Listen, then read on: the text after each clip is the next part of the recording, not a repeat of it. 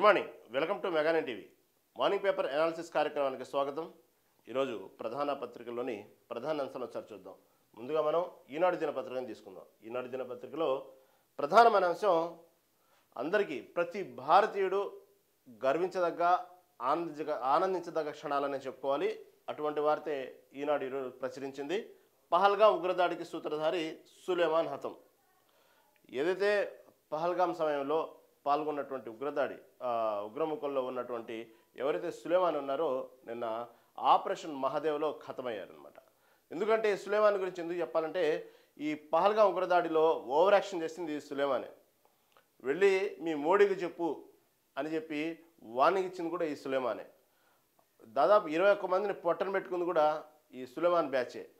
ఎందుకంటే మన భారతదేశ స్త్రీలనే వాళ్ళ ముందే వాళ్ళ భర్తల్ని హతం చేసి ఎంతో మనోవేదనకి కారణమైనటువంటి ప్రతి భారతీయుడికి ఆగ్రహవేశాలకు కారణమైనటువంటి ఎవరైతే బ్యాచ్ ఉన్నారో దాంట్లో ప్రధాన పాత్ర పోషించిన సులేమాను నిన్న ఆపరేషన్ మహాదేవ్లో హతమయ్యాడు. కాబట్టి ప్రతి భారతీయుడికి గర్వించ ఇది గొప్ప విజయం అనుకోవాలి ఇది. ఎందుకంటే గత సంవత్సరంలో ఏదైతే ఇక్కడ ఉన్నటువంటి ఏదైతే సోనామార్గ్ టన్నెల్లో అప్పుడు సోనామార్గ్లో టన్నెల్ పేల్చేశారు కదా లాస్ట్ ఇయర్, దాంట్లో ఉన్న బ్యాచ్ మొత్తం ఉన్నటువంటి ఉగ్రవాదులు కూడా హతమయ్యారు నిన్న. వీళ్ళు ఒక ఏదైతే కొంచెం టెక్నికల్గా వాడేటువంటి ఒక ఫోన్ వాడారనమాట, మైక్రో సంబంధించినటువంటి ఒక ఫోన్ వాడారు. ఆ ఫోన్ వాడటమే వీళ్ళ కొంప ముంచింది. దాంతో వెంటనే మన ఆర్మీ సిబ్బంది పసిగట్టింది ఆ ఫోన్ వాడటం వల్ల రేడియో తరంగాలు. ఎందుకంటే పహల్గాం ఉగ్రదాడి సమయంలో కూడా దీన్నే వాడారు వాళ్ళు. కాబట్టి దానికి సంబంధించినటువంటి ఏదైతే ఆ పరికరం వాడారో సేమ్ పహల్గాం సమయంలో కూడా అదే వాడారు. వెంటనే అలర్ట్ అయ్యారు. ఆపరేషన్ మహాదేవ్ పేరుతో మన కమాండర్ వెళ్ళి అక్కడికి ఒక్కసారిగా మూకుమ్మడిగా దాడి చేసి లాస్ట్ టైం ఏదైతే ఉన్నారో ఆ బేసిస్ సంబంధించిన సోనామార్గ్ టన్నెల్లో ఉన్నారు కదా, ఆ టైంలో పేల్చేసిన ఉగ్రదాడులతో పాటు ఈ పహల్గాం ఉగ్రదాడిలో సూత్రధారిగా ఉన్నటువంటి ప్రధాన సూత్రధారి ఉన్నటువంటి సులేమాన్ని కూడా ఆపరేషన్ మహాదేవ్లో భాగంగా నిన్న ఖతం చేయడం జరిగింది. ఎందుకంటే సులేమాన్తో పాటు ఎంతోమంది అక్కడ ఉన్నటువంటి ఉగ్రవాదులు వాళ్ళు ఎక్స్పెక్ట్ చేయలేదు మన భారత ఆర్మీ ఇంత అలర్ట్గా ఆ ఫోన్ జస్ట్ ఆన్ చేశారో లేదు వెంటనే పసిగట్టి అటువంటి పరికరం పహల్గాం సమయంలో కూడా వాడారు. కాబట్టి వీళ్ళు ఎక్కడే ఉన్నారు అని వెంటనే ముట్టుబట్టి చంపడం ఒక గొప్ప విజయం. ఇది మన ఆర్మీ విజయం, ప్రతి భారతీయుడు గర్వించదగ్గ విషయం. ఈ జరిగిన సంఘటన వల్ల పహల్గాం ఉగ్రదాడిలో ఎంతోమంది వాళ్ళ భర్తల్ని, తండ్రిని, బిడ్డని కోల్పోయినటువంటి మన భారతీయులు ఎంతో ఇది సరైనటువంటి నివాళి అని చాలా ఆనందించి ఉంటారు. ఎందుకంటే ఎంతోమంది కడుపు కోత కారణమయ్యారు. పాకిస్తాన్ యుద్ధానికి కారణమయ్యారు. పాకిస్తాన్ యుద్ధ సమయంలో వాస్తవంగా అప్పుడు ఉన్నటువంటి ఏదైతే దాదాపు 100 ఉగ్రస్థావరాల మీద భారతదేశం మూకుమ్మడి దాడి చేసి ఆర్మీ మంచి విజయం సాధించింది. ఎంతో ఉగ్రస్థావరాలని నాశనం చేసింది. దాదాపు 100 మంది పైగా ఉగ్రవాదులను హతం చేసింది. కాబట్టి ఎక్కడ కూడా ఆపరేషన్ సింధూర్ విషయంలో మాత్రం భారతదేశం చేసినటువంటి ఏదైతే ఉగ్రదాడుల మీద చేసిన దాడి ప్రపంచవ్యాప్తంగా చర్చకు దారితీసింది. మన భారతదేశం యొక్క పవర్ ఏందనేది, మన భారతదేశం యొక్క ఆర్మీ యొక్క గొప్పతనం ఏందనేది. కాబట్టి భారతదేశంతో ఎవరైనా సరే ఒక్కసారి అలా ఏదైనా సరే దానికి సంబంధించినటువంటి అటాక్ చేయాలన్నా ఒకసారి పునరాలోచించుకోవాలి, అంత సాహసం చేయకూడదు అనేటువంటి పరిస్థితిని భారతదేశం అక్కడ ఉన్నటువంటి మన భారత ఆర్మీ ప్రపంచవ్యాప్తంగా నిరూపించింది. మనం వాడినటువంటి ఆయుధాలు కానివ్వండి ప్రపంచవ్యాప్తంగా అందరు చర్చించడానికి కారణమైంది. మన సాహసాలు ప్రపంచవ్యాప్తంగా చర్చించుకోవడానికి కారణమైంది. మనం చేసినట్టు యుద్ధ నీతి ప్రపంచవ్యాప్తంగా చర్చ కారణమైంది. చివరికి పాకిస్తాన్ బేంబులు ఎత్తిపోయి చేతులెత్తేసి సీజ్ ఫైర్కి ముందుకు వచ్చింది. ఎందుకంటే పర్టికులర్గా పాకిస్తాన్ ఆర్మీ అతనే చెప్పారు, రెండో రోజు మనం అటాక్ చేయాలనుకున్నాం కానీ రాత్రి 2:30కే భారత ఆర్మీ మా మీద అటాక్ చేస్తే మేము ఎక్స్పెక్ట్ చేయలేదు. మేము రెండో రోజు యుద్ధానికి సన్నద్ధమవుతున్నాం, ఈలోపే అటాక్ చేశారు, మేమేం చేయలేకపోయాము, మేమే చేతులేసాము. ఈ పాకిస్తాన్కి అంతకంటే ఇంకా దాదాపు ఇంకో గంట కనుక యుద్ధం జరిగినట్టయితే దాదాపు పాకిస్తాను భారతదేశ మొత్తం ప్రపంచవ్యాప్తంగా చిత్రపటంలో లేకుండా పోయేది, మొత్తం ఆక్రమించేది. అయితే కొన్ని కారణాల వల్ల చివరికి కొన్ని రాయబారాల కారణం కానివ్వండి, పాకిస్తాన్ చివరికి చేతులు అయితే క్షమాపణ కోరటం కానివ్వండి, సీజ్ ఫైర్ని వాళ్ళే అడగటం రిక్వెస్ట్ చేయడం కానివ్వండి. సహజంగా మన భారతదేశం ప్రతి పౌరుడు భారతదేశం మనస్తత్వం ఏంటంటే యుద్ధంలో ఉండకూడదు, యుద్ధంలో దిగిన తర్వాత నీతులు సూత్రాలు ఏమి ఉండకూడదు, ఒకటే యుద్ధం చేయటమే. కానీ ఎక్కడో మన మనస్తత్వాలు కొంచెం శాంతిని కోరుకుంటాయి కాబట్టి సరే పోనీ అని చెప్పేసి కానీ కొన్ని ఆంక్షలు పెట్టాలి. ఈ సమయాన్ని గట్టిగా వాడుకొని ఇన్నాళ్ళ నుంచి 75 ఏళ్ళ నుంచి మనం పడుతున్నటువంటి దరిద్రం, మనం పడుతున్నటువంటి బాధని ఈ యుద్ధంతో ముగించాలనుకుని ఏమైనా కానివ్వండి, ఇప్పటికే చిన్న చిన్న ఆంక్షలు పెట్టినటువంటి సింధు జలాల యొక్క ఒప్పందాలు కానివ్వండి, ఇటుపక్క వ్యాపారవేత్తమైనటువంటి వ్యాపార సంబంధించినటువంటి కార్యకలాప, రవాణా సౌకర్యం సంబంధించిన కార్యకలాపాలు కానివ్వండి, అది చిన్న చిన్నవి 2-3 బ్లాక్ చేస్తేనే అల్లాడిపోయి ఈ రోజు కూడా పాకిస్తాన్ సంక్షోభంలో ఉంది, కొట్టుమిట్టాడుతుంది ఆర్థికంగా. ఇటుపక్క పంటల పండగ కొట్టుమిట్టాడుతుంది. అనేక రకాల ఇది కొడితే ఎలా ఉండాలంటే ఇలాగే ఉండాలి దెబ్బ. చంపితే ఏముంది, అయిపోయింది, ఉగ్రవాదుడు హతమైపోతాడు, లేకపోతే యుద్ధాలు చేస్తే 4 రోజులు అటు ఇటు అమాయకులు బలవుతుంది తప్ప ఎలా కొట్టాలంటే మూలాలను దెబ్బ కొట్టాలి. అది మన భారత కేంద్ర ప్రభుత్వం తీసుకునే చాలా హ్యాట్స్ ఆఫ్ నిర్ణయం అది. ఎందుకంటే వాళ్ళు ప్రజల్లో ఒక చైతన్యం రావాలి, ప్రజల్లో తిరగబడాలి ప్రభుత్వం మీద. అదేవిధంగా మూలాల మీద దెబ్బ కొడితే ఇంకా నడుములు ఇరగొట్టినట్టే లేకుండా కొట్టాలి. అటువంటి దెబ్బని మనం పాకిస్తాన్ని కొట్టాం. ఈరోజు పాకిస్తాన్ అన్ని విధాలుగా ఇటు రవాణా పరంగా కానివ్వండి, ఇటు ఆర్థికంగా కానివ్వండి, ఇటు జలాల నీటికి సంబంధించిన ప్రతి విషయంలో కూడా కొట్టుమిట్టాడుతూ చివరికి రాయబారాలు పంపటం, ప్రాధేయపడటం, ఓర్చుకోలేక వార్నింగ్లు ఇవ్వటం, రకరకాలుగా ప్రయత్నాలు చేస్తున్నప్పటికీ కూడా మన భారతదేశానికి వాళ్ళు ఏమీ చేయలేరు. కనీసం కన్నెత్తి చూసే సాహసం కూడా చేయకుండా దెబ్బ కొట్టాము. కాబట్టి ఇవాళ రోజున ఎంతోమంది భారతదేశంలో ఉన్నటువంటి ప్రజలతో పాటు, భారతీయులతో పాటు పహల్గాం ఉగ్రదాడిలో వాళ్ళ భర్తల్ని, తండ్రిని, బిడ్డల్ని కోల్పోయినటువంటి ఎంతోమంది కుటుంబ సభ్యులు ఈరోజు వాళ్ళు ఘనమైన నివాళి అనుకోవాలి. ఈ సులేమాన్ చనిపోయి ఇంకా ఉన్నారు దాంట్లో. కాకపోతే మెయిన్ ఉన్నటువంటి సులేమాను, ఎవరైతే వెళ్ళి మోడీకి చెప్పుకో అని చెప్పినటువంటి సులేమాను ఈరోజు హతం అవ్వటం వల్ల ఆపరేషన్ మహాదేవ్లో ప్రతి భారతీయుడు ఒక రకంగా ఇది గర్వించదగ్గ విజయం ఈ జరిగినటువంటి ఆపరేషన్ మహాదేవ్లో. అదేవిధంగా శ్రీనగర్ శివార్లో ఉన్న అటవీ ప్రాంతంలో సోమవారం జరిగిన ఎన్కౌంటర్లో 3 ఉగ్రవాదులు భద్రతా దళాలు ముట్టబెట్టాయి. ఆపరేషన్ మహాదేవ్ పేరుతో సైన్యానికి చెందిన అలర్ట్ పారా కమాండోలు చేపట్టిన ఈ ఆపరేషన్ పహల్గాం ఉగ్రదాడికి సూత్రధారిగా భావిస్తున్న సులేమాన్ అలియాస్ ఆసిఫ్తో పాటు అతడి 2 అనుచరులు హతమయ్యారు. భద్రతా దళాలు అంతమొందించిన ఉగ్రవాదుల్లో గతేడాది సోనామార్గ్ టనెల్ పేల్చివేతలో పాల్గొన్న జిబ్రాన్ కూడా ఉన్నాడు. ఈ జిబ్రాన్ కూడా గతేడాది సోనామార్గ్ టన్నెల్లో మెయిన్ సూత్రధారి, ఇతను కూడా హతమయ్యాడు. దాదాపు ఒక రకంగా చెప్పాలంటే ఈ ఉగ్రవాదులు హతమవటం ఒక మంచి వార్త అయితే, దీంట్లో ప్రధాన సూత్రధారులు ఉంటారనమాట. వీళ్ళే ఒక రకంగా లీడర్షిప్గా వాళ్ళకి మెయింటైన్ చేసేవాళ్ళు, చాలా ఘోరమైన కిరాతకమైన మనస్తత్వం కలిగిన వాళ్ళు వీడు. ఇలాంటి వాళ్ళని చంపటమే మనం ప్రధానంగా గర్వించదగ్గ విషయం. ఇలాంటి వాళ్ళు హతమయ్యారు. తర్వాత హర్వాన్ ప్రాంత ఉగ్రవాదులు శాటిలైట్ ఫోన్ ఉపయోగించడంతో భద్రతా దళాలు వారి ఉనికిని పసిగట్టాయి. అలాంటి ఫోన్నే పహల్గాం ఉగ్రదాడి సందర్భంగా వినియోగించారు. దీంతో వెంటనే స్పందించిన పారా కమాండోలు మెరుపు దాడి చేసి ముష్కరులను హతమార్చారు. ముల్మార్ గ్రామ సమీపంలో ఈ ఎన్కౌంటర్ జరిగింది. ఘటనా స్థలంలో 3 ఉగ్రవాదులను గుర్తించాం. సో ఈ ఏదైతే ఆయుధాలు ఉన్నాయో అవి కూడా స్వాధీనం చేసుకున్నారు. ఇది ప్రతి భారతీయుడు మాత్రం గర్వించదగ్గ సందర్భం, ఈ పహల్గాం ఉగ్రదాడి సూత్రధారి చనిపోవటం. సరే, ఇది ఒక ఎత్తు అయితే, ఇదే విషయంపై ఉగ్రవాదంపై పోరులో ఎంత దూరమైనా వెళ్తామంటూ లోక్సభ చర్చలో రాజస్థాన్ సృష్టీకరణ. అంటే ఇదే సందర్భం. అంటే నిన్న జరిగినటువంటి ఆపరేషన్ మహాదేవ్ సందర్భం కాదు, కానీ సింధూర్ పట్ల జరిగినటువంటి టాపిక్ మీద నా పార్లమెంట్లో చర్చ జరిగింది. ఎందుకంటే పదే ప్రతిపక్షాలు ఆపరేషన్ సింధూర్ సమయంలో ఎందుకు సీజ్ ఫైర్ చేసుకున్నారు, దీనికి కారణం చెప్పాలి అంటూ పదే ప్రశ్నిస్తూ ఉంది. దీనికి సంబంధించి కూడా ఉభయ సభలు చర్చ పెట్టండి. అసలు మీరు ఎందుకు సీజ్ ఫైర్ చేస్తున్నారు, సీజ్ ఫైర్ గల కారణం ఏంటి? అకస్మాత్తుగా అంటే ఒక దేశం కాదు, మనకు అసలు దేశమైనటువంటి పాకిస్తాన్తో మనం దాదాపుగా ఇన్నేళ్ల నుంచి పడుతున్న బాధని తుదుముట్టించాల్సిన సమయం ఆసన్నమైంది. ఇంకా కొంచెం దూరంలోనే ఉంది ఆ విజయానికి. అంటే ఇప్పుడు మనం విజయం సాధించాం. ఎటువంటి విజయం సాధించాం? ఉగ్రవాద స్థావరాల మీద, ఉగ్రవాద శిక్షణా శిబిరాల మీద దాడులు చేసి మనం సాధించాం. దాదాపు 100 మంది పైగా ఉగ్రవాదుల్ని తుదుముట్టించాం. అంతవరకు బాగానే ఉంది. కాకపోతే ఎప్పటి నుంచి ఉన్నటువంటి పీఓకే సమస్యలు కానీ అనేక సమస్యలు కూడా మనం దారికి తెచ్చుకునేటువంటి సమయం ఆసన్నమైంది. చాలా దగ్గరలో ఉన్నాం, ఇంకా అవన్నీ కూడా సమస్యలు తీరిపోవటానికి. కానీ సడన్గా సీజ్ ఫైర్ అనేది చాలామంది ఎంతైతే ప్రతి భారతీయుడు కడుపు రగిలిపోయిందో ఈ పహల్గాం ఉగ్రదాడికి సంబంధించిన సమయంలో పాకిస్తాన్ మీద ప్రతి భారతీయుడు కూడా యుద్ధాన్ని కోరుకున్నారు. దాదాపు ఎవరు యుద్ధం కోరుకోరు, కానీ యుద్ధం చేయాల్సిందే, వాళ్ళని తుదిముట్టాల్సిందే. ఇంకెన్నాళ్ళు ఈ బాధ, ఇంకా పడలేం మనం. ఆ, మంచి మంచి కోరుకుంటా ఉంటే వాళ్ళకి అర్థం కావట్లేదు. కాబట్టి పాకిస్తాన్ క్లీన్ పాక్ చేయాల్సిందని చెప్పి ప్రతి వాడు కోరుకున్నటువంటి సందర్భం అది. కాబట్టి ఆ ఉన్నటువంటి ఆ ఎమోషన్స్, ఆ ఆగ్రహావేశాల సమయంలో యుద్ధానికి వెళ్ళడం ప్రతి వాళ్ళు స్వాగతించారు. దానికి ఒక మంచి పేరు కూడా పెట్టారు అప్పుడు, సింధూర అనే పేరు. ఎందుకంటే ఎక్కడైతే మన భారత స్త్రీల యొక్క సింధూరాన్ని తొలగించారో ఆ పేరుతోనే ఆపరేషన్ యుద్ధం చేయడం కూడా చాలా హెడ్స్ ఆఫ్ ఆలోచన. కానీ అంతటి అంతటి ఎక్కడెక్కడ భారతదేశం ఉడికిపోతుందో ఆవేశంతో ఉన్న సమయంలో, ఆ యుద్ధానికి వెళ్ళిన సమయంలో ఒక్కసారిగా ఎప్పటికప్పుడు ఉత్కంఠ వారి వాతావరణం, ఇంకా మనం కొద్ది దూరంలో ఉన్నాం, ఇంకా స్వాధీనం చేసుకోబోతున్నాం ఇంకా అనేటువంటి సందర్భంలో దాదాపు పాకిస్తాన్ నడిబొడ్డును కూడా మనం ఆయుధాలు వాడాము.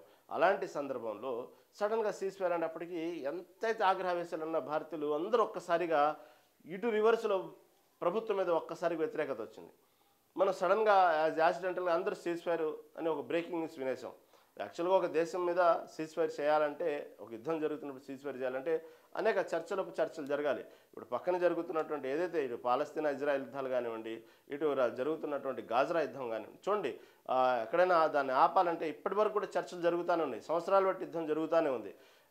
ఎందుకంటే రెండు దేశాలు చర్చించాలి, మధ్యవర్తిత్వం ఉండాలి, లేకపోతే చెరో దేశాలు ఏ సమస్య మీద పరిష్కరించాలి, దాని మీద ఒక ఒప్పందానికి రావాలి, ఒక అగ్రిమెంట్ జరగాలి. దాని గురించి ఎంతో తతంగం ఉంది. ఒక్కసారిగా సీజ్ ఫైర్ చేసుకోవాలంటే ఎంతో చర్చలు జరగాలి. ఇటు పక్క ఏదైతే యుద్ధానికి వెళ్లే ముందు ప్రతిపక్షాలతో పాటు అన్ని ఉభయ సభలు కూర్చోబెట్టి ఏదైతే ఉన్నాయో కూర్చోబెట్టి ఈ విధంగా యుద్ధానికి వెళ్దాం అంటాం, అందరూ దాన్ని ఏకీభవించడం ఎలా అయితే జరిగిందో అదేవిధంగా సీజ్ ఫైర్కి ముందు కూడా ప్రతిపక్ష పార్టీలు అందరినీ పిలిచి పరిస్థితులు ఎలా ఉన్నాయి, ఈ విధంగా అనుకుంటున్నాము, సీజ్ ఫైర్ చేయాలనుకుంటున్నాము, ఇలా దారికి వచ్చారు వాళ్ళు, లేకపోతే ఈ ఆంక్షలు పెట్టేసి యుద్ధాన్ని మనం క్లోజ్ చేద్దాం, వాళ్ళే దారికి వచ్చారు కాబట్టి, వాళ్ళే రిక్వెస్ట్ చేస్తున్నారు కాబట్టి యుద్ధం చేయలేమంటున్నారు కాబట్టి.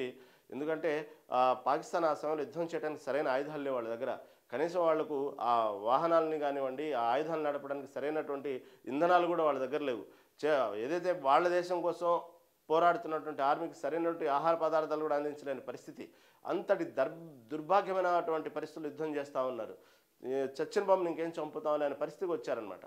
అలాంటి సమయంలో ఈ పరిస్థితులు ఉన్నాయి కాబట్టి వాళ్ళు అయిపోయింది, వాళ్ళ పని అయిపోయింది కాబట్టి మనం వాళ్ళని చంపిన వల్ల మనం సాధించింది లేదు. కాకపోతే భారతదేశం ఎన్నో సంవత్సరాల నుంచి అనుభవిస్తున్నటువంటి ఏదైతే ఆక్రమిత కాశ్మీర్లు కానివ్వండి, ఇంకా అనేక రకాల సమస్యలు అయితే ఈ సమయంలో గట్టిగా డిమాండ్ చేసి మనం సాధించుకుందాం, కాబట్టి సీజ్ ఫైర్ చేద్దాం అనేటువంటి విషయాన్ని ప్రతిపక్ష పార్టీని కూర్చోబెట్టి ఎలా అయితే యుద్ధానికి వెళ్లే ముందు ఎలా అయితే కూర్చోబెట్టి అందరి అభిప్రాయం తీసుకుందో, సీజ్ ఫైర్ ముందు కూడా అలాంటి అభిప్రాయం తీసుకుంటే బాగుండేది అనేటువంటి అభిప్రాయాన్ని ప్రతి భారతీయుడికి కలిగింది. ప్రతిపక్ష పార్టీల అనుమానపు చూపులు చూడటానికి కూడా కారణమైంది. ఎందుకంటే సీజ్ ఫైర్కి ముందు మనకంటే ముందు ఒక 10 నిమిషాల ముందే ట్రంప్ బహిరంగంగా స్టేట్మెంట్ ఇవ్వడం జరిగింది. ట్రంప్ స్టేట్మెంట్ని చూసి ఇది నిజమా ఫేక్ న్యూసా అనుకునే లోపు మన భారతదేశం, మన కేంద్ర ప్రభుత్వం కూడా ప్రకటించేసింది, సీజ్ ఫైర్ అని బ్రేకింగ్ న్యూస్ ఇచ్చేసింది. ఎందుకంటే నేనే ఆ యుద్ధాన్ని ఆపాను, వాళ్ళిద్దరి మధ్యన ఉన్నటువంటి ఏదైతే వాణిజ్యపరమైనటువంటి విషయాన్ని నేను లేవనెత్తాను, ఆ దెబ్బకి రెండు దేశాలు వాణిజ్యపరమైనటువంటి సంబంధాలు ఎక్కడ దెబ్బతింటాయని చెప్పి నా మాటకి గౌరవించిని. కాబట్టి నేనే ఆ యుద్ధాన్ని ఆపాను. ఎందుకంటే రెండు బలమైన దేశాల మధ్య నేను యుద్ధాన్ని ఆపాను అనగానే వెంటనే దాని గురించి ఒక పెద్ద దుమారం రేపిస్తుంది. అప్పట్లో రెండు బలమైన దేశాలంటూ మన భారతదేశంతో పాకిస్తాన్ పోల్చడం ఏంది? గట్టిగా పోరాడితే గంటలో మొత్తం క్లీన్ అయ్యేటువంటి పాకిస్తాన్ని మన భారతదేశ యొక్క బలాల్ని, మన భారతదేశ ఆయుధాలని, బలగాల్ని మొత్తాన్ని ప్రపంచవ్యాప్తంగా చర్చించుకుంటే అమ్మో ఇది భారతదేశంతో పెట్టుకుంటే మామూలుగా ఉండదు అనేటువంటి సందర్భాన్ని ప్రపంచవ్యాప్తంగా అన్ని దేశాలు ఒకసారి చర్చించుకునే సమయంలో ఇదని ఒకసారిగా రెండు బలమైన దేశాలు అనేసి నోరు జారటం, వాళ్ళని మన దేశంతో పోల్చడం, కొన్ని లక్షల మంది ప్రాణాలు పోయి నేను కాపాడాను, రెండు వైపులా 2 లక్షల మంది ప్రాణాలు పోయి నేను కేవలం వాణిజ్యపరమైనటువంటి షరతులు పెట్టి ఆ రెండు దేశాల మధ్య యుద్ధాన్ని ఆపానని ట్రంప్ చెప్పడం, ఇవన్నీ కూడా కొంచెం రుచించలేదు చాలామందికి. ఈ రోజు కూడా రుచించలేదు. అది జరా కొనసాగుతూ ఉంది ఆ వ్యవహారం. కాబట్టి నేను ఆపాను అంటాం. దాన్ని వెంటనే ట్రంప్ ప్రకటించిన 10 నిమిషాలకే కేంద్ర ప్రభుత్వం ఇటు నుంచి సీజ్ ఫైర్, కొన్నాళ్ళ పాటు సీజ్ ఫైర్, అదిగో 12వ తారీఖు చర్చలు జరుగుతున్నాయి. తర్వాత దానికి సంబంధించినటువంటి డిమాండ్లు కమాండ్లు పెట్టి అప్పుడు మళ్ళీ ఈ ప్రస్తుతం విరామం ఇచ్చాం యుద్ధానికి, తర్వాత కొనసాగింపు యుద్ధాలు ఏదైతే చెప్తాం, ప్రస్తుతానికైతే సీజ్ ఫైర్ ప్రకటించామంటాం. అంతమంది ఒక్కసారిగా ఎంతమంది అయితే యుద్ధం కోరుకున్నారో, ఆగ్రహవేశాలతో ఎలా అయితే ఉన్నారో వాళ్ళందరూ ఒక్కసారిగా మళ్ళీ రివర్స్ అయిపోయారు. ఎందుకు ఆపాల్సిన సందర్భం ఏంది, ఆపాల్సిన పరిస్థితి ఏంది? ఎంతైతే మంచిగా కేంద్ర ప్రభుత్వానికి కానివ్వండి, ఇటు భారత ఆర్మీకి కానివ్వండి, ప్రతి ఆ భారతీయుడు ఎలా అయితే అభినందించారో, ముందుకెళ్ళడానికి ప్రోత్సహించారో, అవసరమైతే యుద్ధానికి ప్రతి పౌరుడు కూడా వెళ్ళడానికి సిద్ధమయ్యాడో, వాళ్ళు త్యాగాలు చేయడానికి సిద్ధమయ్యారు. అవసరమైతే యుద్ధానికి వెళ్ళేటప్పుడు ఎవరైతే భారత ఆర్మీ ఉన్నారో వాళ్ళ కుటుంబ సభ్యులు కూడా గర్వంగా ఫీల్ అయ్యారు. చేయాల్సింది యుద్ధం, శాశ్వత పరిష్కారం దొరకాలి అనేటువంటి వాతావరణం ఒక్కసారిగా సీజ్ ఫైర్ అనగానే అందరూ ఒకసారిగా ఆగ్రహవేశాలు మళ్ళీ కట్టలు తెంచుకుని రివర్సల్ అయింది ఆగ్రహవేశాలు. అటువంటి సందర్భంలో ఇలాంటి వార్తలు రావటం పట్ల కూడా వాస్తవంగా అప్పట్లో చాలామంది బాధపడ్డారు. దానికి సంబంధించి దానికి ఈ రోజు వరకు సరైనటువంటి ఎక్స్ప్లెనేషన్ ఇచ్చుకోలేకపోతుంది కేంద్ర ప్రభుత్వం ఎందుకు సీజ్ ఫైర్ చేసింది అనేది. అనేక సందర్భాల్లో ట్రంప్ చెప్పటం, నేనే యుద్ధాన్ని ఆపానంటాం, ఆ విషయాన్ని కూడా పదే పదే జీర్ణించుకోలేకపోవటం, దానికి అనేక సందర్భాల్లో మన ప్రధాని నరేంద్ర మోదీ అనేక సార్లు ఈ సీజ్ ఫైర్ విషయంలో విని మన భారతదేశానికి సంబంధించిన మిస్త్రీ కానివ్వండి ఇలాంటి వారు స్టేట్మెంట్ ఇస్తున్నారు, కానీ ఎప్పుడు మోడీ బహిరంగంగా చెప్పలేదు.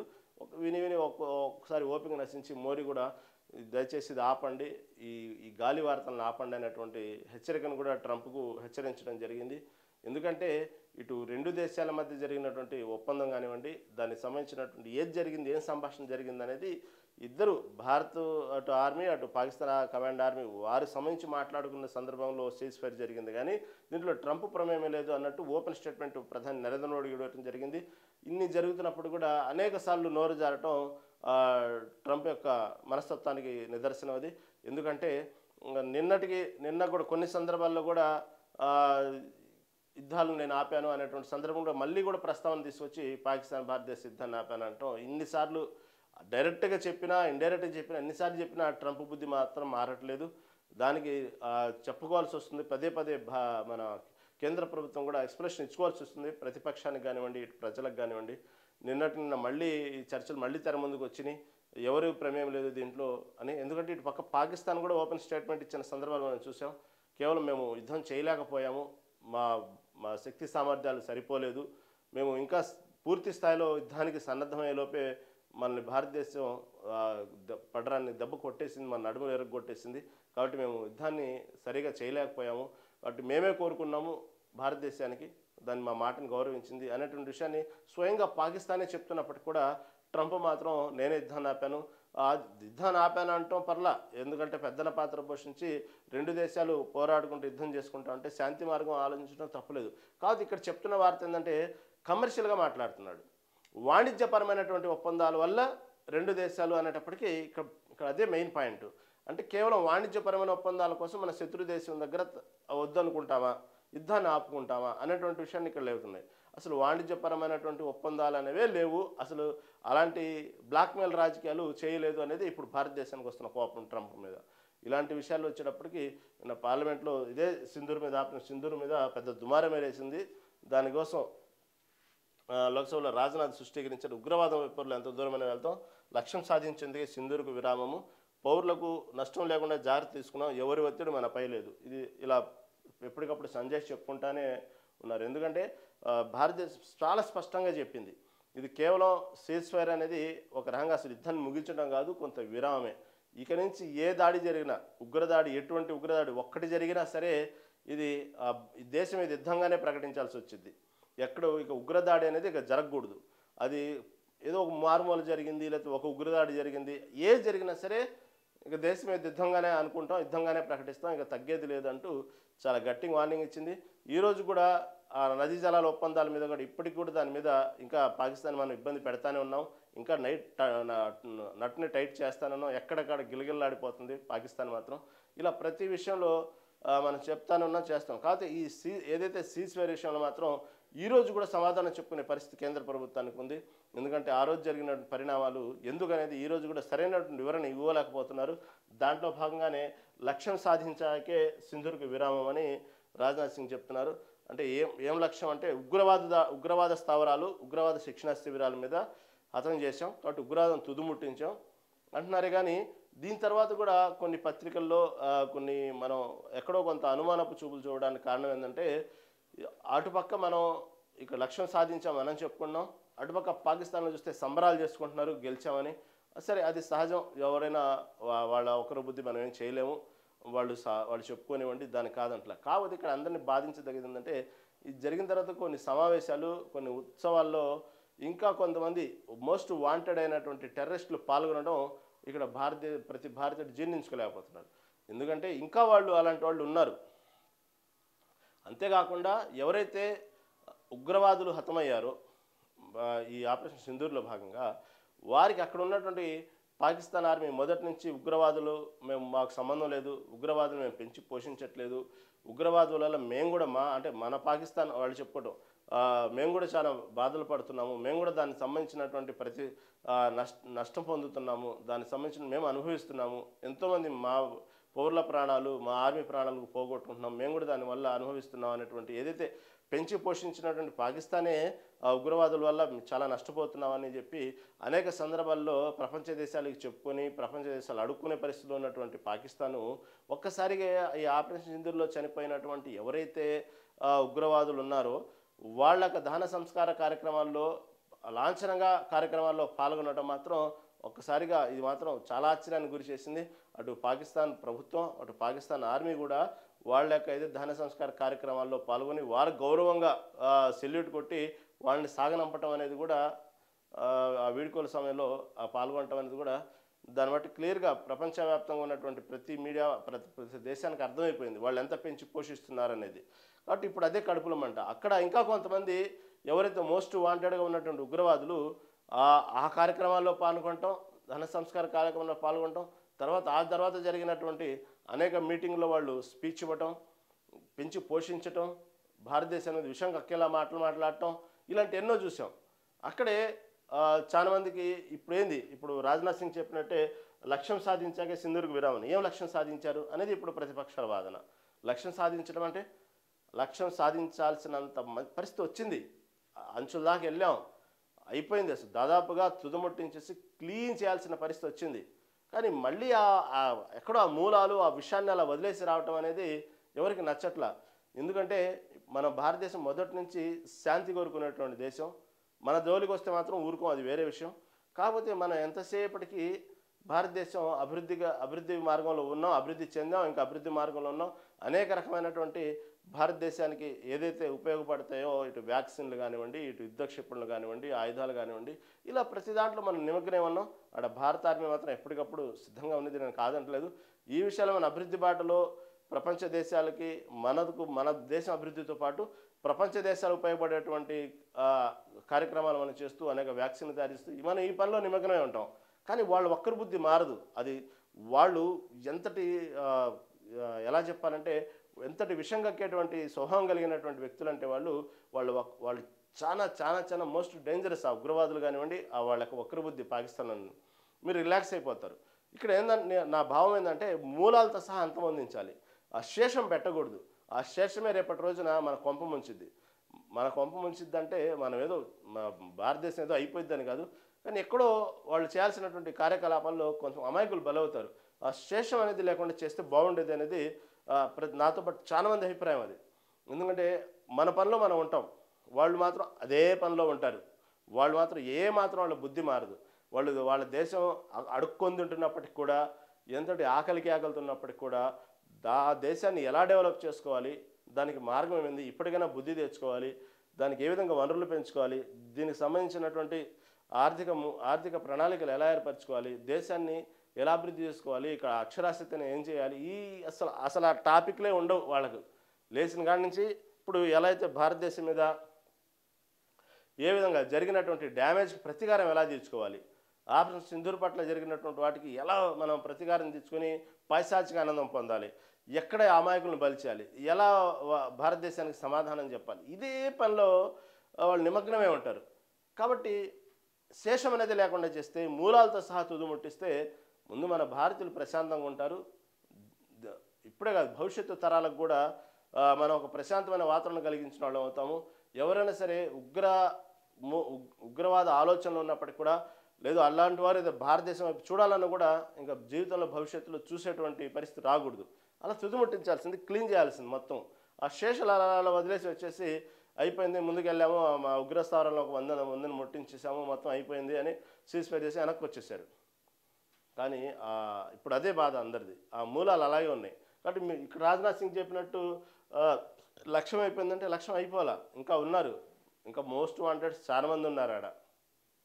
ఇప్పుడు అదే చాలామంది ప్రతిపక్షాలతో పాటు అనేక రకమైనటువంటి విమర్శకులు కూడా చెప్తున్న విషయం ఏంటంటే ఆపరేషన్ సింధూర్ పట్ల ఎక్కడో కొంత అనుమానం ఉంది. అంటే భారతదేశం మీద అనుమానం అని కాదు, అసలు సరైనటువంటి వివరణ ఇవ్వట్లేదు. సీజ్ ఫైర్కు చేసుకోవడానికి ప్రధానమైన కారణం ఏంది? ఒక పక్క ట్రంప్ చెప్పినట్టు వాణిజ్యపరమైన ఒప్పందాలా, లేదా మీరేం మాట్లాడుకున్నారు, పాకిస్తాన్తో మీరేం ఒప్పందాలు చేసుకున్నారు, ఎందుకు సడన్గా సీజ్ ఫైర్ చేసుకున్నారు, దానివల్ల ఏంది అసలు సీజ్ ఫైర్ జరగటం వల్ల ఉపయోగం ఏంది, ఎందుకు దాన్ని మీరు దానికి సంబంధించినటువంటి ఎందుకు అంత దూరం ఎందుకు వచ్చింది అన్నటువంటి విషయాన్ని ఈరోజు కూడా సరైన సమాధానం చెప్పుకోలేకపోతున్నారు.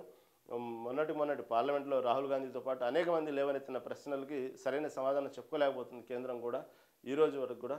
ఎందుకంటే జరిగినటువంటి అనేక ఎన్నికల ప్రచార సభల్లో కానివ్వండి, అనేక సభల్లో మోడీతో పాటు మనం విజయం సాధించాం, పాకిస్తాన్కి లబుద్ధి చెప్పాము, అలా చెప్పాము అంటున్నారే కానీ సీజ్ ఫైర్కి ప్రధాన కారణం, ముఖ్యమైన కారణాలు నిజంగానే అందరికీ సరే ఇది సంతృప్తికరమైనటువంటి సమాధానం అనేది ఈరోజు కూడా ప్రజలతో పాటు ప్రతిపక్ష పార్టీలు కానీ ఎవరికి ఇవ్వలేకపోతుంది. ఆ అపవాదు మాత్రం ఈరోజు కూడా కేంద్ర ప్రభుత్వం మూటగట్టుకుంది.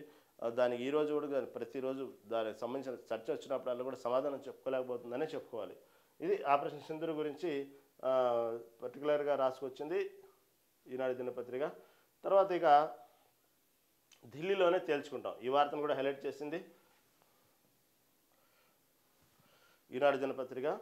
ఇది ప్రధానంగా ఇది రాజకీయ క్రీడో లేకపోతే దీనికి సంబంధించినటువంటి రిజర్వేషన్ మీద చిత్తశుద్ధితో పోరాడుతున్నాయా పార్టీలని అర్థం కాని పరిస్థితి అయిపోయింది. ఎందుకంటే ఇటుపక్క ఎన్నికల సమయంలో కాంగ్రెస్ పార్టీ ప్రభుత్వంలో రాకముందు రేవంత్ రెడ్డి కానివ్వండి, కాంగ్రెస్ నాయకులు కానీ అందరు చెప్పినట్టు మాట, మేము అధికారంలో వస్తే బీసీ రిజర్వేషన్తో పాటే స్థానిక సంస్థల ఎన్నికలకు వెళ్తాము, తేల్చుకుంటాము, ఏవో వాగ్దానాలు ఇచ్చారు, అవన్నీ సరే ఓకే, దాని గురించి మనం మాట్లాడుకుంటూ ఉన్నాం ప్రతిసారి. కానీ దీని గురించి ఈ బీసీ రిజర్వేషన్ అనేది అంత ఈజీ కాదు.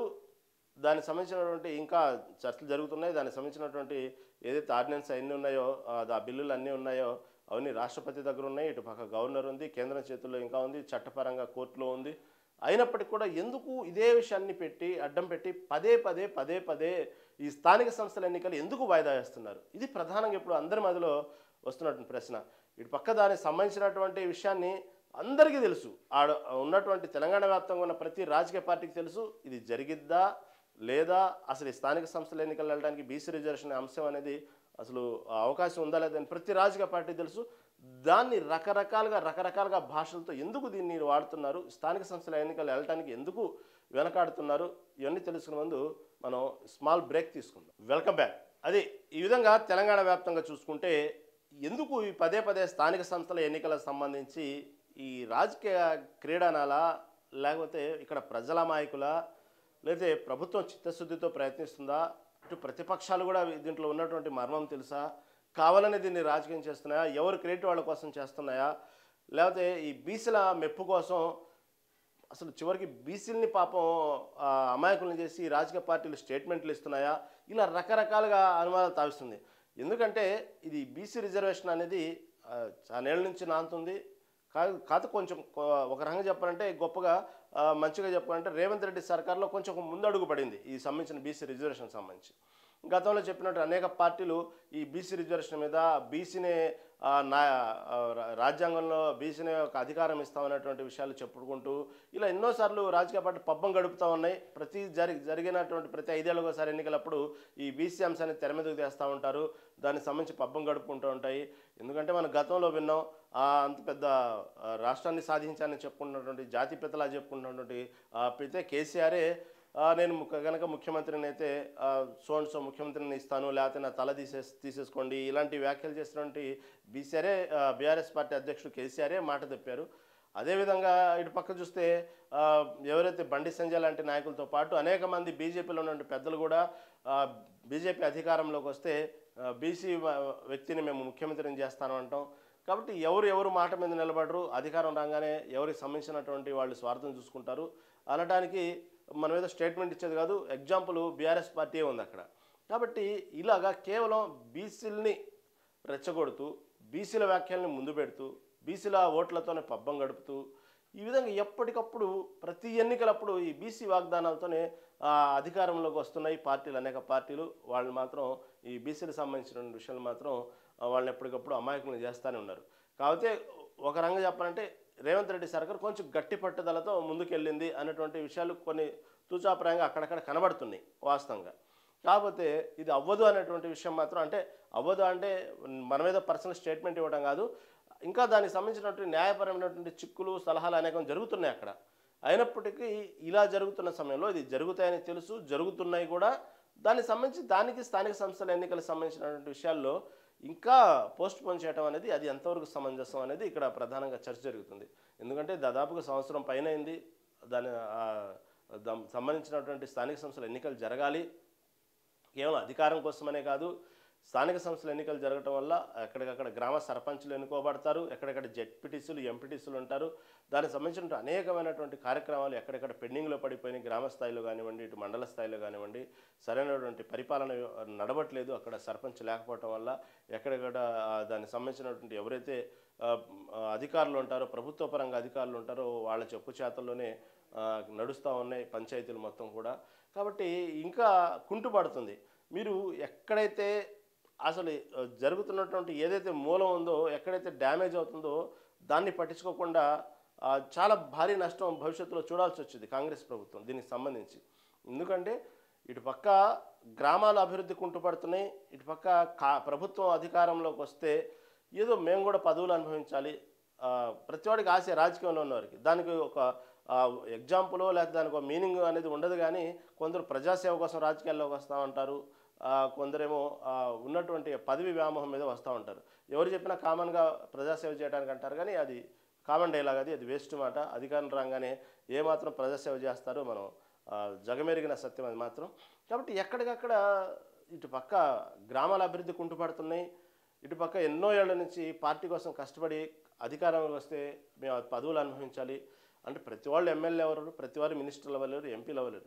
కాదు, ఎవరి తగ్గట్టు ఎవరు తాకతున్నాళ్ళు లోకల్ క్యాడర్ ఉన్నవాళ్ళు, ఇక వార్డు నెంబర్లో గ్రామ పంచాయతీ సర్పంచో, జెడ్పీటీసీలో, ఎంపీటీసీలో ఇలా అనేక మంది ఆశావాహులు ఎప్పుడు ఎన్నికలు జరుగుతాయా, మనం పదవుల్లో ఉండాలి, అనుభవించాలి, పరిపాలన చేయాలి, మనం గొప్పగా మనం కూడా ఒక ఫలానా పదవిలో ఉన్నామని చెప్పుకోవాలి అనేటువంటి ఆశావాహులు ఎంతోమంది ఉన్నారు. వాళ్ళ ఒక నిస్సహాయత, నిరక్తి. అదేవిధంగా పోను పోను ప్రభుత్వం మీద వ్యతిరేకత పెరిగిద్దే కానీ సహజంగా మామూలుగా ఎంత బాగా పరిపాలించినప్పుడు కూడా ఎక్కడొక గ్రూపులు ఉంటాయి, వ్యక్తిగతంగానో ఎక్కడో కొంత పార్టీ పట్ల అందరినీ మనం సాటిస్ఫై చేయలేరు. కాబట్టి ఏ ప్రభుత్వం కూడా ఎక్కడో కొంత వ్యతిరేకత ఉన్నది.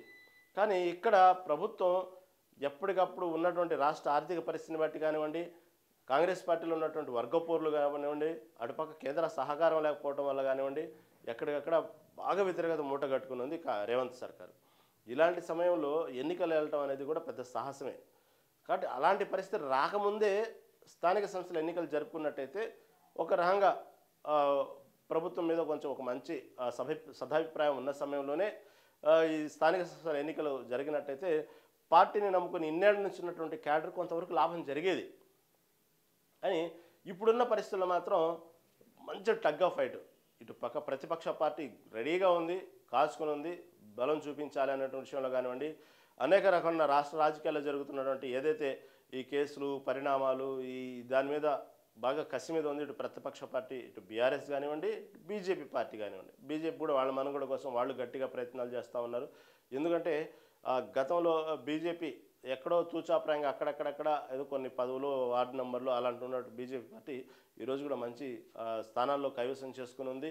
కాబట్టి అక్కడి నుంచి గ్రామాల నుంచి డెవలప్ అయితే కానీ రేపటి రోజున రాష్ట్రం అధికారంలో రావాల్సే అవకాశం ఉంది. కాబట్టి ఆ వాతావరణం ఉన్నప్పుడు చక్కదిద్దుకుని ఈసారి అధికారం రావాలని బీజేపీ కూడా ఇటు పట్టుదలుతోంది. అంత ఈజీగా ఏం లేదు, వదిలిపెట్టి ఏదో నామమాత్రపు ఎన్నికల్లాగే భావించట్ల బీజేపీ కూడా. అంటే బీజేపీ పార్టీ కూడా గ్రామ స్థాయిలో నుంచి డెవలప్ అవడానికి పట్టుదలుతోంది. ఇంతటి పరిస్థితి తెచ్చుకుంది రేవంత్ రెడ్డి సర్కార్. ఇదే కనుక జరగాల్సిన సమయంలో స్థానిక సంస్థలు కనుక ఎన్నికలు కనుక జరిగినట్టయితే ఈ పార్టీకి దాదాపుగా ఇంత భయపడాల్సిన అవసరం ఉండేది కాదు.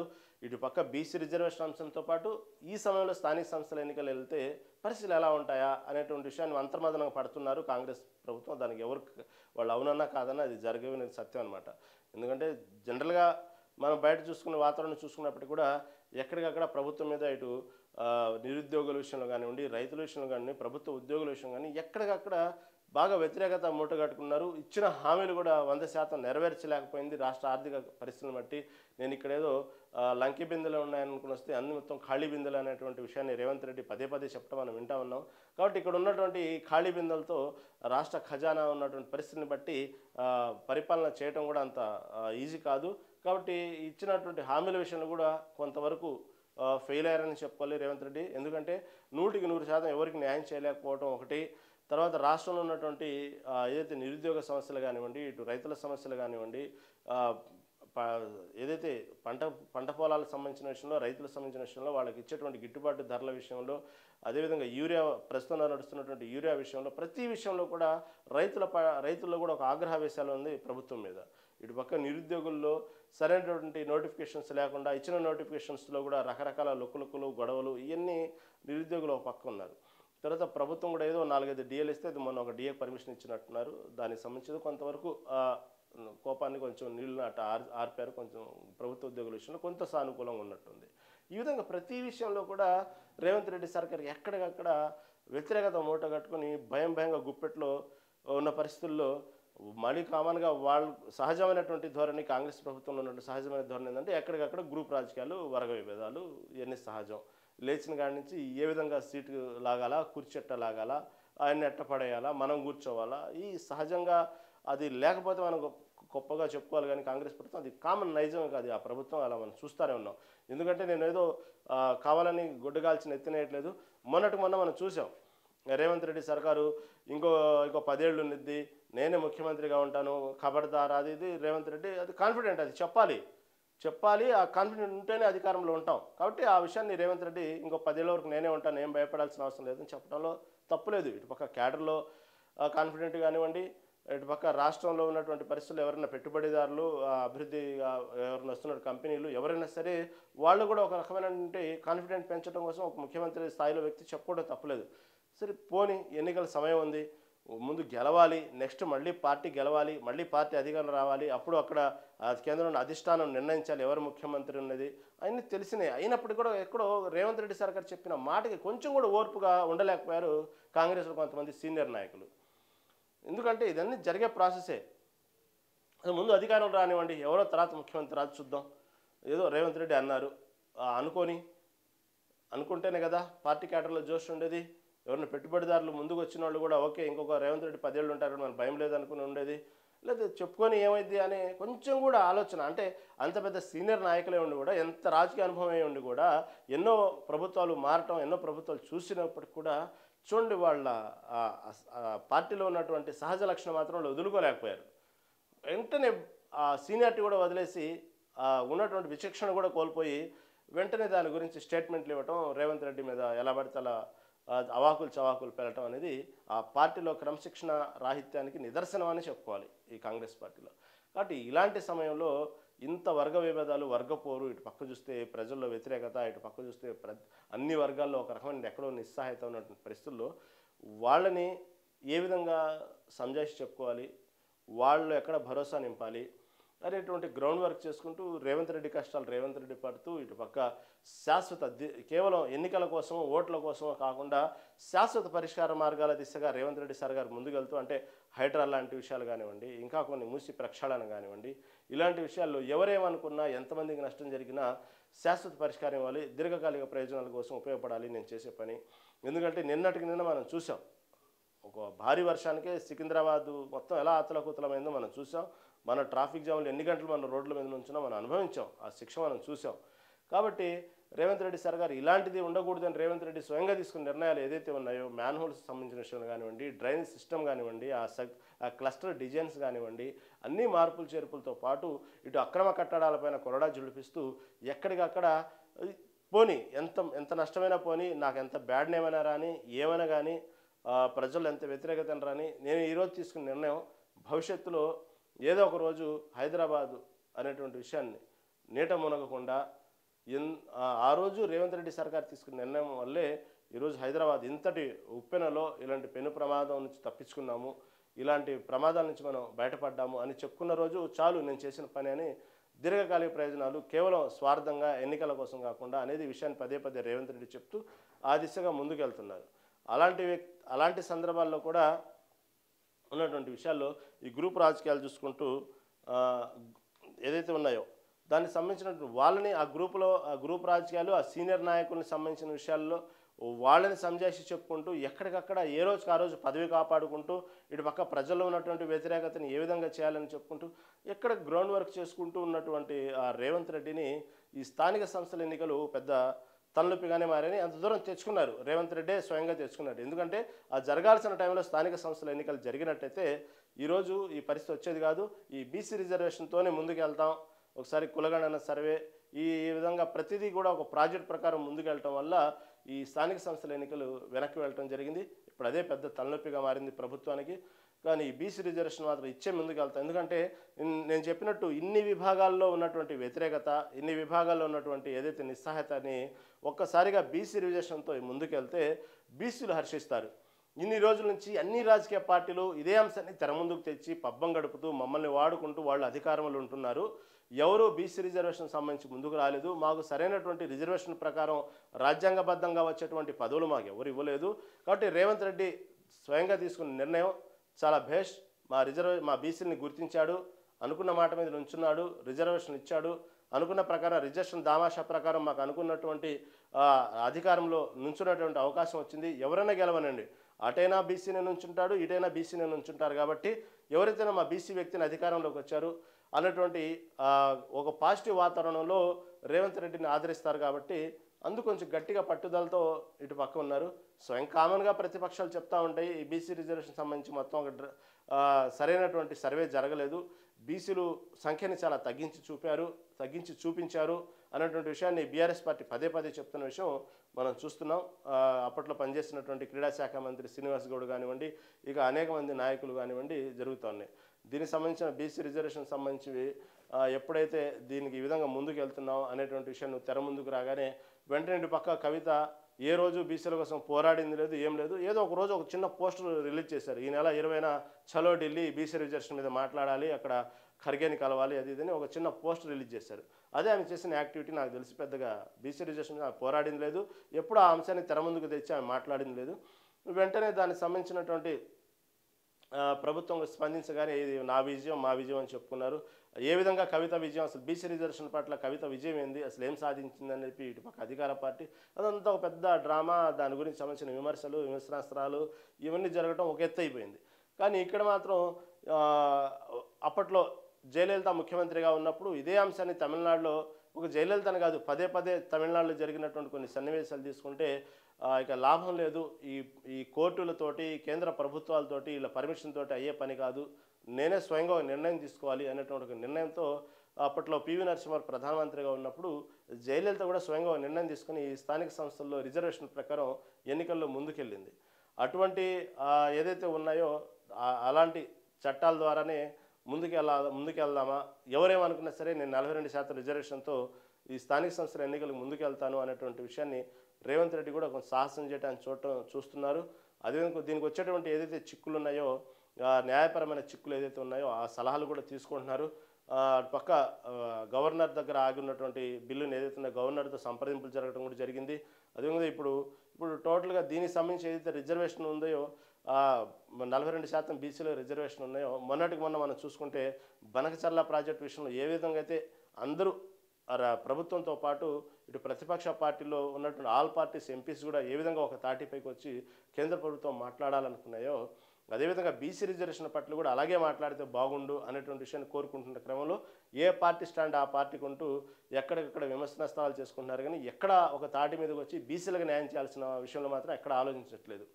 దానికి ఎప్పుడైతే రేవంత్ రెడ్డి సర్కారు బీసీలు 42% రిజర్వేషన్ ఇస్తానంటున్నారో దానికి వెంటనే ఇటు బీజేపీ పార్టీ ఇది కేవలం మైనార్టీస్ కోసం మాత్రం తీసుకొచ్చినటువంటి రిజర్వేషన్ లాగానే ఉంది, ఇది కేవలం మైనార్టీస్కి అంటే ముస్లిమ్స్కి సంబంధించినటువంటి వ్యక్తుల కోసమే ఈ రిజర్వేషన్ ముందుకు తీసుకొచ్చారు, దానికి వాళ్ళకి లాభపడటానికి ఉన్నట్టు. కానీ దానివల్ల అనేక రకమైనటువంటి వర్గాలు దెబ్బతింటున్నాయి, బీసీ కోటాలో వాళ్ళని పెట్టకూడదు అనేటువంటి విషయాన్ని ఇటు పక్క బీజేపీ రాజకీయంగా వారికి ఉంది. అది సహజ ధోరణి బీజేపీ పార్టీ, ఎందుకంటే ఆ పార్టీ మనుగడ ఉండాలంటేనే ఇలాంటి లేవనెత్తితేనే ఆ పార్టీకి మనుగడ ఉండేది. కాబట్టి మనం వాళ్ళు తప్పుపట్టలేము.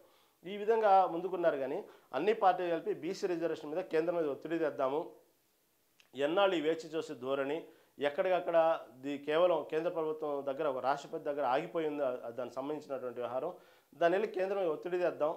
ఏ పార్టీ అయినా సరే అందరూ ఒత్తిడి తెచ్చి ఆ 42% రిజర్వేషన్ కనుక తీసుకొస్తే అన్ని పార్టీలు బీసీలో నుంచి ఉంటారు కాబట్టి వాళ్ళ పార్టీ కూడా వాళ్ళ భవిష్యత్తు ఉపయోగపడుద్ది. కానీ ఇక్కడ మాత్రం పైకి స్టేట్మెంట్లు ఇస్తున్నారు, కేవలం బీసీలకు రిజర్వేషన్ పైకి స్టేట్మెంట్లు ఇస్తున్నారు. కానీ ఏ పార్టీ కూడా చిత్తశుద్ధితో గట్టిగా పోరాటలేదనే విషయం మాత్రం క్లియర్గా అర్థమవుతుంది.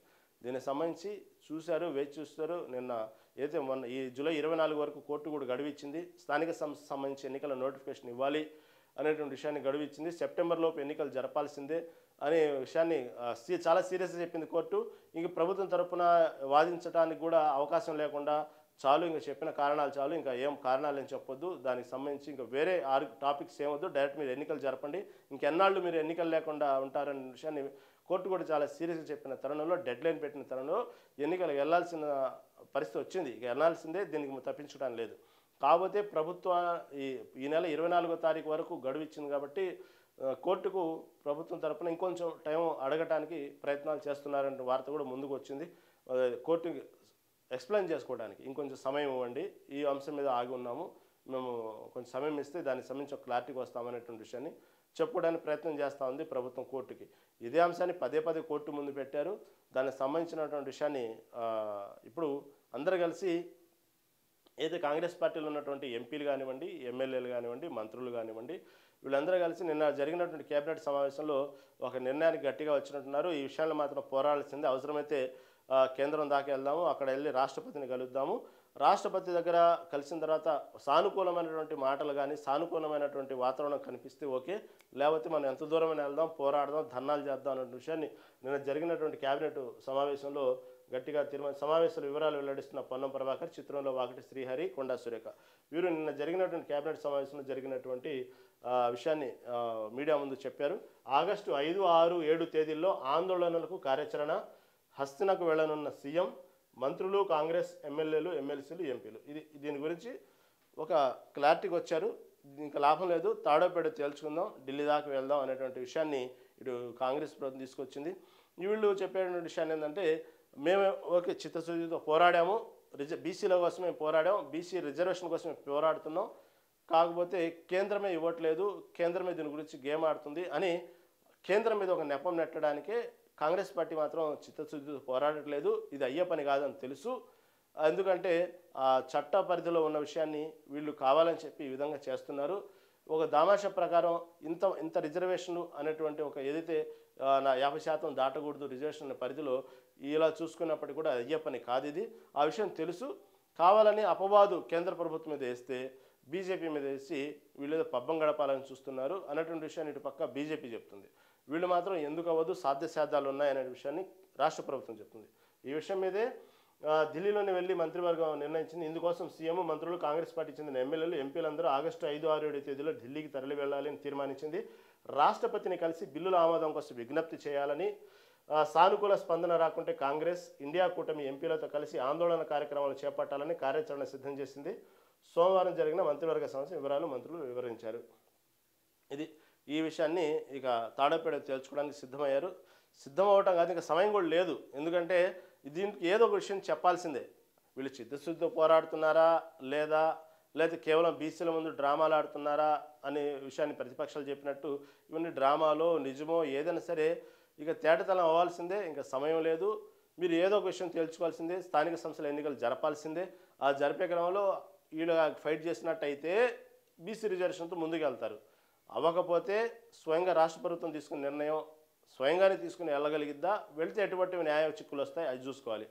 లేదా మేము ప్రయత్నించాము, ఇటుపక్క కేంద్రం సహకరించలేదు, కావాలనే బీజేపీ ఇలా చేసింది, దీనికి బీఆర్ఎస్ తోడైంది, ఆ రెండు పార్టీలు దొందే, అవి ఆల్రెడీ ఈ పార్టీకి పొత్తు విషయంలో ముందుకెళ్తున్నాయి అని చెప్పి కాంగ్రెస్ పార్టీ వాళ్ళని ఎత్తినేసేసి వీళ్ళు కొంత సేఫ్ జోన్లో ముందుకెళ్ళటమా, ఇలా రకరకాలుగా ఏదైతేనే ఇంకా ఆగటానికి లేదు, సమయం లేదు. స్థానిక సంస్థల ఎన్నికలు మాత్రం ముందుకెళ్లాల్సిన పరిస్థితి ఆసన్నమైంది. చూద్దాం ఎటువంటి డ్రామాలు ఇంకా నడుస్తాయో. ముందు వీళ్ళు దాదాపుగా వీళ్ళు ఆస్కార్ నటన వచ్చేటువంటి నటన ఏ పార్టీలు ఏ నాయకులు ఎవరెవరు నటిస్తారు, ఎవరికి ఆస్కార్ ఇవ్వాల్సి వచ్చిందో మనం భవిష్యత్తులో చూస్తాం. ఎక్కువ టైం కూడా లేదు, ఒక నెల టైం ఉంది. ఈ నెల సమయంలో ఎవరికి పాత్ర వాళ్ళు పోషిస్తారు, ఎవరి యాక్షన్ వాళ్ళు చేస్తారు చూద్దాం. ఎవరు వాళ్ళ ఎందుకంటే మన హీరోలకు మించినటువంటి యాక్షన్ మాత్రం రాజకీయ నాయకులు ఎప్పుడు ప్రదర్శిస్తూ ఉంటారు. అటు మనం చూద్దాం. చాలా సమయం ఇంకా లేదు, చాలా దగ్గరలో వచ్చింది. కాబట్టి ఎవరైనా సరే ఈ స్థానిక సంస్థల ఎన్నికలు మాత్రం ముందుకు వెళ్ళాల్సిందే, వాళ్ళ మనసులో ఉన్నది చేయాల్సిందే, చెప్పాల్సిందే. ఈ డ్రామాలన్నీ మనం తొందరలో చూడబోతున్నాం తెలంగాణ వ్యాప్తంగా జరిగిన స్థానిక సంస్థల ఎన్నికలకు సంబంధించి. ఇది ఒక ఎత్తు అయితే సరే, ఢిల్లీలో తేల్చుకుంటాం అంటున్నారు కాబట్టి చూద్దాం. అది ఎన్నో రోజులు కూడా పెద్దగా సమయం లేదు, చెప్తున్నటువంటి 5, 6, 7 తేదీల్లోనే. కాబట్టి 5, 6, 7 తేదీలో ఆ డ్రామా మొత్తం మనకు తెలిసిపోయింది. చూద్దాం ఏం జరిగిందని. ఇక తర్వాత రాష్ట్ర విద్యార్థుల ప్రయోజనాలే మనకు లక్ష్యమైనటువంటి విషయాన్ని ఇటు లేవనెత్తింది. కాబట్టి ఎక్కడైతే మనం ఈ స్థానిక సంబంధించినటువంటి మొదటి నుంచి రేవంత్ రెడ్డి సర్కార్ చెప్తున్న విద్యార్థుల విషయంలో ఈ లోకల్గా చదివిన విద్యార్థులు తెలంగాణ విద్యార్థులకు న్యాయం జరగాలనే విషయంలో ముందుకు వెళ్తూ ఉంది. దీనికి సంబంధించి కూడా ఇప్పటికే అనేక వాదనలు జరుగుతూ ఉన్నాయి. కొంతమంది విద్యార్థులు మొదటి నుంచి ఇక్కడ ఇన్నేళ్లు చదివితేనే లోకల్ కిందకు వస్తారు, లేదా నాన్ లోకల్ కిందకు వస్తారు. ఈ ఎంసెట్ రాసే విషయంలో కూడా లోకల్ సంబంధించిన విద్యార్థులు మాత్రమే ఇక్కడ ఇక్కడ ఉన్నటువంటి టీసెట్ సంబంధించినటువంటి ఏదైతే ఉన్నాయో దాని పరిధిలోకి వస్తారు, లేదా నాన్ లోకల్ కిందకి వస్తారు, ఓపెన్ కేటగిరీలో ఫైట్ చేసుకోవాలి. ఇలా రకరకాలుగా జరుగుతున్నటువంటి తరుణంలో అంటే కొంతమంది ఇక్కడ స్థిరపడ్డారు వచ్చేసి కేవలం ఎడ్యుకేషన్ కోసం, కానీ వాళ్ళు నాన్ లోకల్ కిందకి వస్తారు. ఇలాంటి అనేక టెక్నికల్ సమస్యలు ఉన్నాయి వాస్తవంగా చెప్పుకుంటే. అలాంటి విషయాల్లోనే ఈ వైద్య విద్యా ప్రవేశాల్లో స్థానికతపై సుప్రీంలో బలమైన వాదనలు వినిపించాలని నిర్ణయం. ఎందుకంటే ఈ విద్యార్థుల ప్రయోజన లక్ష్యంగా తీసుకొచ్చిన జీవో నెంబర్ 33పై సుప్రీంకోర్టులో బలమైన వాదనలు వినిపించాలని రాష్ట్రపతి నిర్ణయించింది. వైద్య విద్యలో తెలంగాణ స్థానికత వివాదంపై కేసు ఆగస్టు 5న సుప్రీంకోర్టులో విచారణకు రానుండడంతో సోమవారం మంత్రివర్గ సమావేశం తీసుకొచ్చింది. ఎందుకంటే రేవంత్ రెడ్డి సర్కారు ఈ స్థానికతపై మాత్రం చాలా గట్టి పట్టుదలతో ఉంది. మొన్న ఈ వైద్య కళాశాలకు సంబంధించినటువంటి ఏదైతే కౌన్సిలింగ్ విషయంలో కూడా ఈ స్థానికత అంశం ముందుకు వచ్చింది. అప్పుడు అనేక రకమైనటువంటి విమర్శలు ఎక్కడికక్కడ దానికి సంబంధించినటువంటి సరైనటువంటి అవగాహన లేకుండా ఈ కొంతమంది విద్యార్థులు నష్టపోవడం జరిగింది. దీని గురించి రేపు 5వ తారీఖు సుప్రీంకోర్టులో విచారణ రాబోతుంది. దీని గురించి ప్రభుత్వం తరపున ఏం మాట్లాడాలా, ఎలా వాదించాలా మాత్రం సిద్ధమవుతూ ఉన్నారు. కాబట్టి తక్షణం ఏజీతో చర్చించాలని వైద్య మంత్రికి సీఎం సూచన. ఇది కేవలం దీనికి సంబంధించినటువంటి ఏదైతే ఉన్నాయో కేవలం ఈ వైద్యకు సంబంధించినటువంటి కౌన్సిలింగే కాదు, ఇప్పుడు ప్రతి విభాగంలో కూడా ఇప్పుడు ఇంజనీరింగే, ఇటు పక్క ఇంటర్మీడియట్, ప్రతి అడ్మిషన్స్లో కూడా ఈ అంశం ఇప్పుడు తెర ముందుకు వస్తుంది. అనేక రాష్ట్ర వ్యాప్తంగా తెలంగాణ వ్యాప్తంగా లోకల్ నాన్ లోకల్ అనేటువంటి అంశం ఈ తెర ముందుకు వచ్చింది. ఈ విద్యార్థుల విషయంలో కూడా ఈ లోకల్ నాన్ లోకల్ విషయంలో ఎవరు లోకల్ అవుతారు, ఎవరు నాన్ లోకల్ అవుతారు. ఒకవేళ నాన్ లోకల్ విద్యార్థులు కనుక ఇక్కడ చదువుకుంటే భవిష్యత్తులో ఏ కాంపిటీషన్ ఎగ్జామ్స్కి సరిపోరు, దానివల్ల వాళ్ళు ఓపెన్ కేటగిరీలో ఫైట్ చేయాలి, ఎటువంటి ఫలాలు పొందకుండా పోతారు తెలంగాణలో ఉంటే నాన్ లోకల్ పరిధిగా. ఇలాంటి అనేక అంశాలు మాత్రం ఒక విద్యార్థులకు మాత్రం ఇటు విద్యా సంస్థలు మాత్రం ఒక రకమైన చర్చ జరుగుతుంది. ఇప్పటికే అనేక విద్యా సంస్థల విద్యార్థులు ఆంధ్రప్రదేశ్ నుంచి వచ్చి కానీ వేరే ఆ రాష్ట్రం నుంచి వచ్చిన విద్యార్థులు తరలి వెళ్ళటం కూడా మనం అనేక వార్తలు వింటా ఉన్నాం. ఎందుకంటే నాన్ లోకల్ కిందకు వస్తారు కాబట్టి భవిష్యత్తులో ఇక్కడ జరిగేటువంటి కాంపిటీషన్ ఎగ్జామ్స్కి వాళ్ళు సరిపోరు అనేటువంటి విషయాన్ని విద్యాసంస్థలే ప్రకటించినప్పుడు ఈ విద్యార్థులు కూడా ఎవరికి వారు టీసీలు తీసుకొని వాళ్ళ స్వరాష్ట్రాలకు వెళ్ళడం కూడా కొన్ని ఈ మధ్యన జరుగుతున్నాయి. అటువంటి వార్తలు కూడా ముందుకు వస్తూ ఉన్నాయి. సరే, ఏదేమైనప్పుడు కూడా దీని గురించి రేపు 5వ తారీఖు సుప్రీంకోర్టులో విచారణ జరగబోతుంది. దీని గురించి ఏజీతో చర్చించాలని రాష్ట్రపతి నిర్ణయించింది. మళ్ళీ సుప్రీంకోర్టులో ఎటువంటి వాదన వినిపించి చూద్దాం. ఇది ప్రధాన పత్రికల ప్రధాన అంశాలు. కాబట్టి రేపటి ప్రధాన పత్రికల ప్రధాన అంశం మళ్ళీ కలుద్దాం. అప్పటి వరకు చూస్తూనే ఉండండి మెగా 9 టీవీ.